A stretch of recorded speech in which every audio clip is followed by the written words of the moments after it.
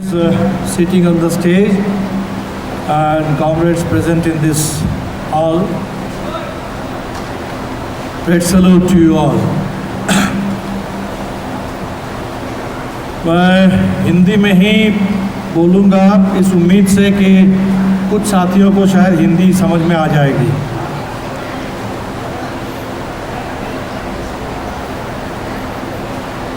तो सबसे पहले आप तमाम साथियों को बहुत बहुत बधाई इस सम्मेलन के लिए। और इससे पहले जो विधानसभा का चुनाव हुआ कर्नाटका में, तो विधानसभा चुनाव में भारतीय जनता पार्टी को करारी शिकस्त देने के लिए कर्नाटका के तमाम कम्युनिस्टों को और कर्नाटका के तमाम जनता को लाल सलाम। अभी हमारे सामने लेकिन बहुत बड़ी लड़ाई है। कर्नाटका के चुनाव तो हम लोग जीते थे, भारतीय जनता पार्टी को हरा पाए थे। अब हमारे सामने सवाल है कि अगले कुछ ही दिनों के अंदर जो लोकसभा का चुनाव होगा, इस लोकसभा चुनाव में मोदी सरकार को जैसे अपने बम्बई को हटाया वैसे ही मोदी सरकार को हटाना ये देश के सामने सबसे बड़ा सवाल है। 10 साल से जो मोदी सरकार दिल्ली में है उसने देश के ऊपर एक फांसीवादी हमला तेज कर दिया है। जो आरएसएस है बीजेपी के पीछे 1925 से करीब 100 साल से आरएसएस का एजेंडा हमेशा ही था कि भारत में फांसीवाद कायम हो। भारत जैसे जर्मनी, हिटलर के जर्मनी या मुसोलिनी के इटाली, उसी तरह भारत भी एक फाशिस्ट देश बने, एक हिंदू राष्ट्र बने। ये आरएसएस की शुरू से सोच थी, लेकिन उसको इससे पहले मौका नहीं मिला था। अब मोदी सरकार के आने के बाद उसको मौका मिला है और वो हर रोज अपना एजेंडा हमारे ऊपर थोप रहा है और देश पर हमला कर रहा है। और इसीलिए जो 24 का चुनाव है वो हमारे सामने एक बहुत निर्णायक चुनाव है। फांसीवाद बनाम हिंदुस्तान की जनता, फांसीवाद बनाम लोकतंत्र, फांसीवाद बनाम अंबेडकर का संविधान, ये लड़ाई इस देश में अभी इस समय हमारे सामने है। और इसीलिए बहुत ज़रूरी है कि जैसे कर्नाटका में हमने बीजेपी को हराया, बिल्कुल 24 में इसी तरह हम लोगों को भारतीय जनता पार्टी को दिल्ली की गद्दी से बेदखल करना ही होगा। हमें पता है कि हमारे सामने कितना बड़ा खतरा है। अभी आपने देखा कि नई पार्लियामेंट बिल्डिंग बनी और नई बिल्डिंग में तमिलनाडु से जो पुराने राजाओं का प्रतीक होता था सेंगोल, उसको संसद में ले जा करके रख दिया गया। देश में संविधान है और अब खुल के बात हो रही है कि संविधान को बदल दो। ये अंबेडकर का संविधान नहीं, ये अंग्रेजों का संविधान था और इसकी जगह पे कोई नया संविधान ला दो। इस देश में पार्लियामेंट्री सिस्टम है और पार्लियामेंट्री सिस्टम में पार्लियामेंट के जरिए भी सरकार के ऊपर एक जनता की नज़र रहती है। पार्लियामेंट से कानून बनते हैं और संसद, हमारे संविधान में लोगों के पास इतना अधिकार है कि अभी किसानों ने बड़ा आंदोलन खड़ा करके वो पार्लियामेंट से जो कानून बने थे किसानों के खिलाफ, उन कानूनों को ख़त्म किया। तो ये चाहते हैं कि कोई ऐसा संविधान बने जहां जनता के पास आंदोलन करने का कोई अधिकार ना हो। और इस देश में जैसे अमेरिका में है राष्ट्रपति, वैसे ही हमारे देश के प्रधानमंत्री कोई राष्ट्रपति जैसा बन जाए, उनके सामने किसी तरह की कोई जनता की लड़ाई, कोई विरोध ना हो।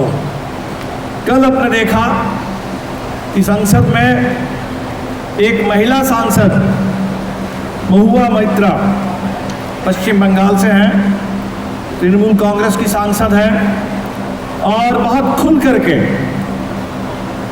लगातार पिछले 4 साल में उन्होंने मोदी सरकार की आलोचना की, अदानी के बारे में सवाल उठाए, अदानी और मोदी के रिश्तों के बारे में सवाल उठाया, इस देश में मॉब लिंचिंग पर उन्होंने सवाल उठाया। तो ऐसे एक महिला को कल संसद से बाहर निकाल दिया गया, उनके ऊपर झूठा इल्जाम लगा करके बाहर निकाल दिया गया। तो आप देख सकते हैं कि ऑलरेडी जो देश में संसद है, सरकार है, वो बिल्कुल इसी फांसीवाद के रास्ते पर चल रही है। और इसको और अगर समय मिल जाएगा और ज़्यादा, फिर एक बार मौका मिल जाएगा, तो जो बचा खुचा अभी भी देश में लोकतंत्र है, जो संविधान अभी भी बचा हुआ है, वो संविधान अब नहीं बचेगा और बचा खुचा लोकतंत्र भी देश में खत्म हो जाएगा। तो हम लोग सोचते हैं कि ये जो देश में परिस्थिति आज है, कैसे हम लोग यहाँ पहुँच गए, ये कैसे हुआ कि देश में ऐसी एक सरकार बन गई और लग रहा है कि हम धीरे धीरे जो भी हमारा लोकतंत्र था वो खत्म हो रहा है। ऐसी स्थिति में हम कैसे पहुंचे, इस पर हम लोगों को सोचना चाहिए। और इसके लिए बहुत पीछे जाने की बात मैं नहीं कर रहा हूं। पिछले 3 दशक में 1990 के शुरू से 3 बड़ी बार, वो 3 बातों को अगर हम लोग समझ जाएंगे तो हम समझ जाएंगे कि आज हम कैसे यहां पहुंचे हैं। तो 3 दशक पहले क्या क्या हुआ? एक, भारत में आर्थिक नीति बदल गई, जो आज हम कहते हैं लिबरलाइजेशन, प्राइवेटाइजेशन, ग्लोबलाइजेशन। ये जो नीति है ये 90 के बाद 1991 से लागू हुई और इस दिशा में चीजें बढ़ती चली गई। सब कुछ प्राइवेट कर दो और सब कुछ प्राइवेट करते करते अब पूरे देश में एक अदानी आ गया, उसके साथ साथ एक अंबानी है। 2-4 बड़े पूंजीपति देश में ऐसे बन गए जो पूरे देश पर कब्जा कर ले रहे हैं, हर चीज पर। अदानी के बारे में आप लोग जानते हैं, अभी सब कुछ, खेती भी कब्जा करना चाहते थे, एयरपोर्ट कब्जा कर लिया, railway station, railway line, railway कब्जा कर रहे हैं, जितने बंदर है, पोर्ट है। मैं नहीं जानता कि आपके मैंगलोर पोर्ट पर भी अदानी का कब्जा हुआ कि नहीं, लेकिन देश में गुजरात के सारे पोर्ट उसने कब्जा कर लिया। कोयले पर कब्जा है, बिजली पर कब्जा है, तो पूरे देश की अर्थव्यवस्था पर उसका बहुत जबरदस्त कब्जा है। तो एक ये जो रास्ता चुना गया प्राइवेटाइजेशन का, ये जो रास्ता चुना गया कि सब कुछ बाजार, सरकार कुछ नहीं करेगी, तो ये बाजार का रास्ता, प्राइवेट का रास्ता, इसी रास्ते पर चलते चलते हम लोग अभी ये अदानी राज में, ये कॉरपोरेट राज में पहुंच गए हैं। और आज जो परिस्थिति है इसमें हर चीज यही 2-4-5 बड़े पूंजीपति कब्जा कर रहे हैं। उन्हीं का पैसा है जिस पैसे पर भारतीय जनता पार्टी चल रही है। जो चुनाव लड़ते हैं, पैसा खर्च करते हैं, इलेक्टोरल बॉन्ड है, ये सब इन्हीं पूंजीपतियों के पैसे से। और जाहिर सी बात है कि इन पूंजीपतियों से पैसा लेकर के ये जो सरकार चल रही है वो इसलिए क्योंकि उनको सारा फायदा इन्हीं पूंजीपतियों को पहुंचाना है। सारे कानून इन्हीं के लिए बनाने हैं। जो कृषि कानून बने, अभी जो श्रम कानून, 8 घंटा काम करने का मजदूरों का अधिकार था, उसको बदल करके 12 घंटे 14 घंटे मजदूरों से काम लेना, ज़्यादा से ज़्यादा काम और कम से कम वेतन, कम से कम मजदूरों का अधिकार। ये जो माहौल बन रहा है, मजदूरों को फिर गुलाम बनाओ, किसानों को बर्बाद कर दो, ये सब इसी कॉरपोरेट राज में हो रहा है। और ये कॉरपोरेट राज ही आज अगर भारत में हमको फांसीवाद को समझना है तो उस फांसीवाद का मतलब देश के अंदर ये कॉरपोरेट राज है। जो भारत की विदेश नीति है उसको भी जबरदस्त ढंग से बदल दिया गया। पहले अमेरिका के साथ दोस्ती कायम की गई और करते करते अब अमेरिका के साथ इजराइल भी आ गया, उसके साथ भी भारत की दोस्ती। और अभी आप देख सकते हैं कि दुनिया में जो इस समय पैलेस्टाइन पर हमला हो रहा है, एक छोटा जगह है गाजा, एक छोटी जगह में जहां करीब 23-24 लाख लोग रहते थे, वहां पिछले 2 महीने से लगातार उनके ऊपर जनसंहार किया जा रहा है। हजारों हजार बच्चे, महिलाएं, बुजुर्ग, उनकी हत्या कर दी गई। और ये बिल्कुल जैसे हिटलर के समय में यहूदियों की हत्या होती थी, बिल्कुल वैसे ही आज फिलिस्तीनियों की हत्या उसमें हो रहा है और इस पर पूरी दुनिया में विरोध हो रहा है। लेकिन भारत सरकार इजराइल के साथ खड़ी है। यूएन में बात होती है इजराइल के खिलाफ, बाकी सारे लोग बोलते हैं, लेकिन एशिया में अकेले हिंदुस्तान और कोई नहीं, पूरे सारे एशिया के सारे देश वो इजराइल के खिलाफ हैं, लेकिन भारत इजराइल के साथ खड़ा हो गया। ये जो बदलाव आया विदेश नीति में, अमेरिका परस्ती और उसके साथ साथ इजराइल परस्ती, आज देश को यहाँ पहुँचा दिया है। यहाँ पहुँचा दिया है जहाँ आप देख रहे हैं कि भारत के अंदर आप कहीं भी फिलिस्तीनियों के पक्ष में अगर आवाज़ उठाएंगे, दिल्ली में हमने देखा कि जहाँ भी जब प्रदर्शन हो रहा है, हमारे लोग अगर प्रदर्शन करेंगे उनको बंद करके थाने में रोक लिया जाएगा। लेकिन थाने के लोग, पुलिस, वो खुद कुछ लोगों को इकट्ठा करके इजराइल के पक्ष में छोटे छोटे जुलूस निकाले जा रहे हैं।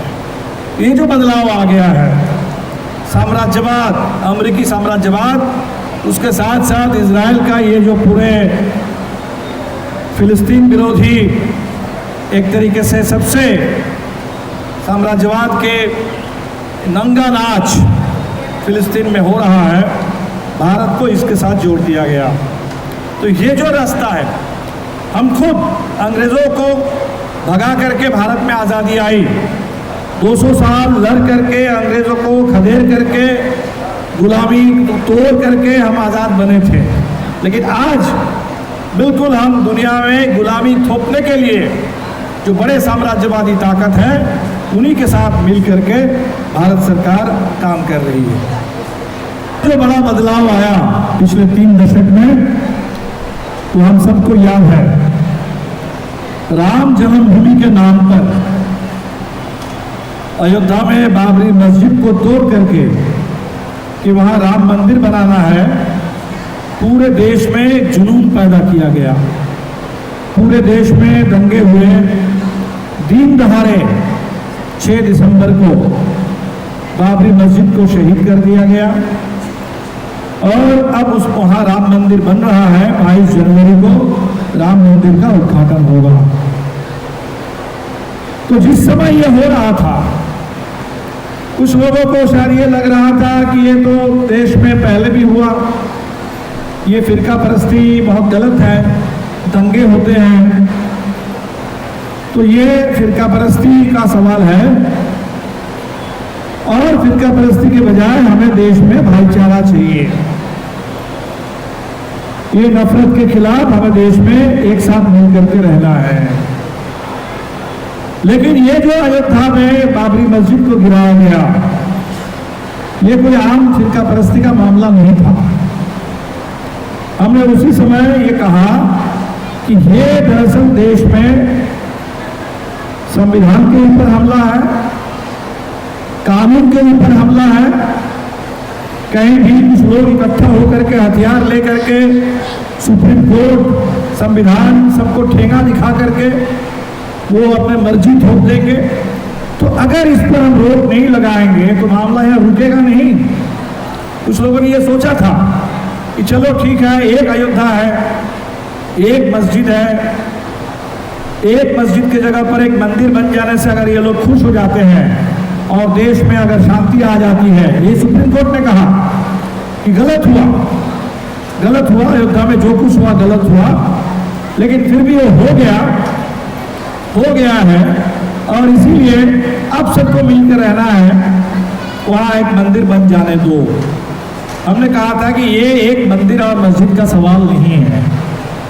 अगर आप इनको इतनी ताकत दे देंगे तो आप अब देख रहे हैं कि वो एक और मस्जिद और मंदिर का सवाल ही नहीं है। वो जगह जगह काशी, मथुरा, हर जगह बोल रहे हैं।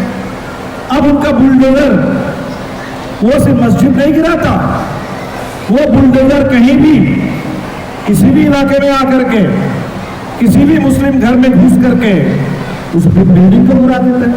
मस्जिद सिर्फ नहीं, लोगों के रहने वाले मकान, लोगों के दुकान, और वो सिर्फ मुस्लिम के भी नहीं गिराएंगे। जब उनको ये मिल जाएगा तो गरीबों को जहां भी गरीब रहते हैं, झुग्गी में, झोपड़ी में, बस्ती में, तो उसको उजाड़ना। तो आपने ये ताकत दे दी उनको कि जहां मर्जी जब मर्जी वो करेंगे। ये वही है जहां से मॉब लिंचिंग इन्होंने शुरू किया कि आप ये खा नहीं सकते, आप क्या खा सकते हैं, नहीं खा सकते, आपको कैसे कपड़ा पहनना चाहिए, नहीं पहनना चाहिए। कर्नाटका में हमने देखा किस तरह से मुस्लिम लड़कियों के ऊपर कहा गया कि हिजाब नहीं पहन सकते। तो ये सब कुछ, ये जो चंद लोग बैठ करके तय कर ले रहे हैं कि हमें किस तरह का कपड़ा पहनना चाहिए, हमें किस तरह का खाना चाहिए, हमें कैसा धर्म मानना चाहिए, ये सब कुछ, कैसे शादी करनी चाहिए, ये सब कुछ जो लोग कुछ तय कर रहे हैं वो थोपना चाहते हैं देश में संविधान के खिलाफ। क्योंकि संविधान ने हमें आज़ादी दी थी कि इसमें कोई भेदभाव नहीं होगा, कोई भेदभाव नहीं होगा। संविधान ने अधिकार दिया था कि हम एक नागरिक हैं और अपने अधिकार के साथ देश में जिंदा रह सकते हैं। तो ये जो बदलाव हुआ वो दरअसल सिर्फ एक मस्जिद को नहीं गिराया गया था, वो देश में लोकतंत्र पर हमला किया गया था, संविधान पर हमला किया गया था। और इसीलिए सच कहिए तो कल आगे चल करके ये भारतीय जनता पार्टी, आरएसएस के लोग ये जो 22 जनवरी को मंदिर उद्घाटन कर रहे हैं, सच कहिए तो इनके लिए यही न्यू रिपब्लिक डे है। वो 26 जनवरी के रिपब्लिक डे के बजाय ये 22 जनवरी जो अयोध्या में मंदिर का उद्घाटन करेंगे, पूरे सरकार उसमें लग जाएगी।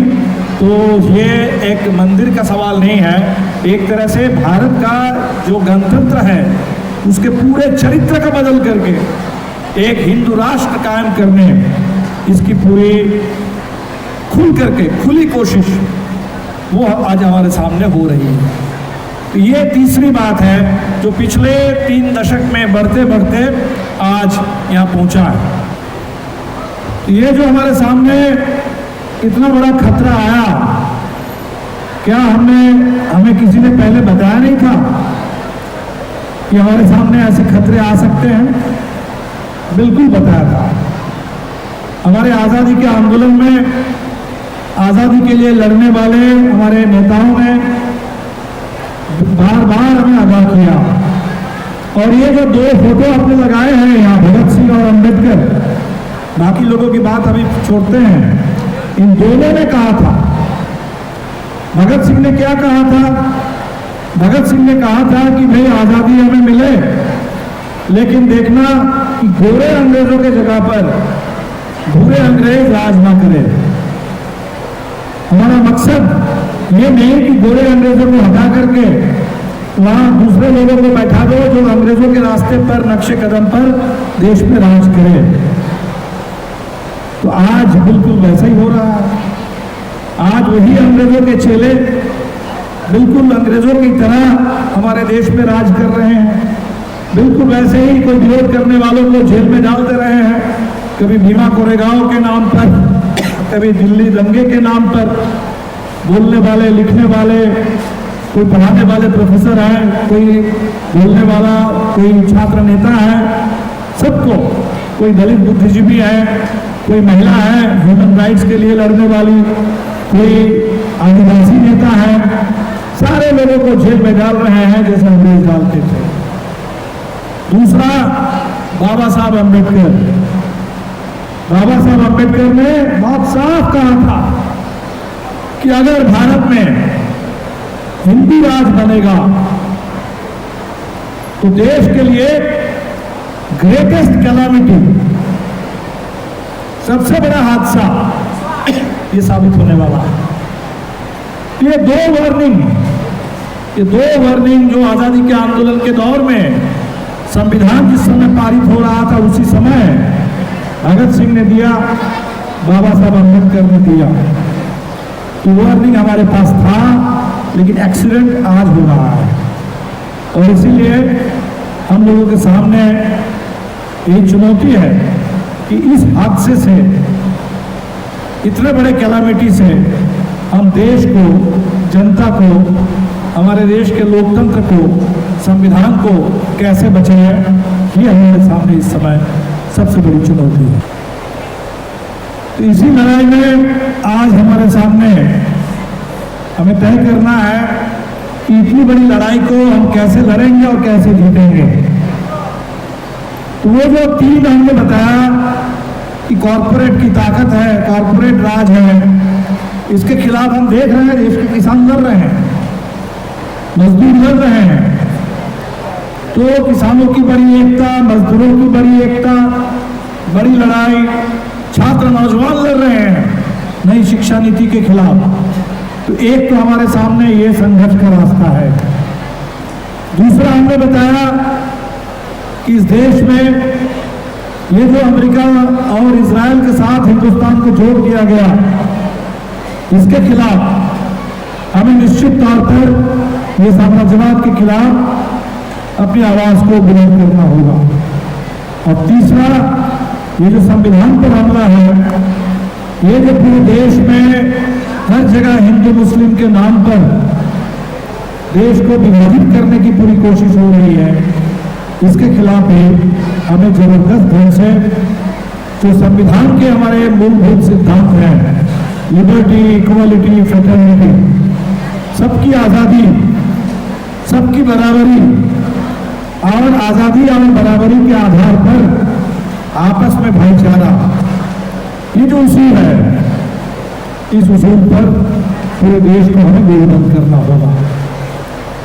तो हमारे सामने लंबी लड़ाई है, बड़ी लड़ाई है और कम्युनिस्ट पार्टी इसी के लिए है, लाल झंडा इसी के लिए है कि जब तक पूरी दुनिया में शोषण समाप्त नहीं होगा तब तक हमारी लड़ाई जारी रहेगी। इसीलिए एक तो लंबी लड़ाई, कठिन लड़ाई, और इस लड़ाई के लिए पूरे साहस के साथ लड़ने के लिए कम्युनिस्ट पार्टी है। आप लोग कम्युनिस्ट पार्टी, देश में अलग अलग कम्युनिस्ट पार्टियां हैं, सीपीआई है पुरानी पार्टी, सीपीएम भी है, एमएल भी है, और कम्युनिस्ट पार्टियों को, कम्युनिस्ट आंदोलन को मजबूत करना देश के सामने बड़ा काम है। दूसरा, हमने ये भी तय किया कि जितनी पार्टियां हैं, जो भी भारतीय जनता पार्टी का, आरएसएस का, इस फांसीवाद का जहां तक विरोध करने के लिए तैयार है, कोई जरूरी नहीं है कि बाकी पार्टी जैसे हम विरोध करते हैं लंबी लड़ाई और हर मोर्चे पर लड़ाई, तो कोई जरूरी नहीं है कि बाकी पार्टियां भी लंबी लड़ाई लड़ने के लिए तैयार हो, बाकी पार्टियां भी हर मोर्चे पर लड़ने के लिए तैयार हो। लेकिन फिर भी जहां तक, जिस मोर्चे पर जहां तक कोई लड़ने के लिए तैयार है तो सबके साथ मिलकर के भी हमें लड़ना है। और इसी के लिए इंडिया गठबंधन बना, इंडिया गठबंधन बना। तो हमारे सामने जैसे ये 3 खतरे थे, हमारे सामने भी 3 रास्ते हैं। 3 काम एक साथ करना है। एक बड़ा बड़ा आंदोलन खड़ा करना है, किसानों का, नौजवानों का, छात्रों का जन आंदोलन, उसको तेज करना है। दूसरा है कि इस जन आंदोलन के अंदर लंबी लड़ाई के लिए, कठिन लड़ाई के लिए, मजबूत लड़ाई के लिए कम्युनिस्ट पार्टी को, कम्युनिस्ट आंदोलन को मजबूत करना है। अब तीसरा, इस आंदोलन को व्यापक बनाने के लिए, जो दुश्मन है उसको शिकस्त देने के लिए बाकी जितनी भी पार्टियां हैं जहां तक लड़ने के लिए तैयार है उनके साथ बड़ी एकता बना करके हम लोग चलना है। तो अभी इसी पर हम लोग चल रहे हैं और जो आने वाला समय है वो हमें अपनी रफ्तार को और तेज करते हुए इस दिशा में आगे बढ़ना होगा। तो 5 राज्यों में चुनाव हुए। इस चुनाव में हमने देखा कि भारतीय जनता पार्टी को बड़ी जीत मिल गई।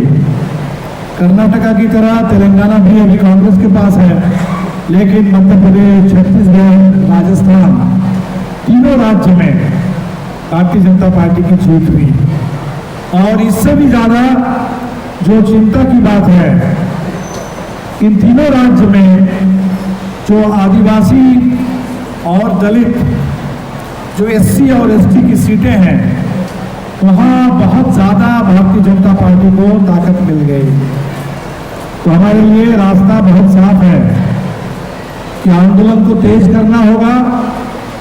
दलितों में, आदिवासियों में, महिलाओं में, नौजवानों में ये 4 हिस्सा, दलित 4 या 5, दलित, आदिवासी, नौजवान, महिला और साथ ही साथ इस देश में जो भी अल्पसंख्यक समुदाय, जहां भी जिनके ऊपर हमला हो रहा है, माइनॉरिटीज, ये 5 मोर्चे पर हमें लगता है कि हमें निश्चित तौर पर ज़्यादा ध्यान देना होगा और इनके तमाम मुद्दों पर आंदोलन को तेज करना होगा।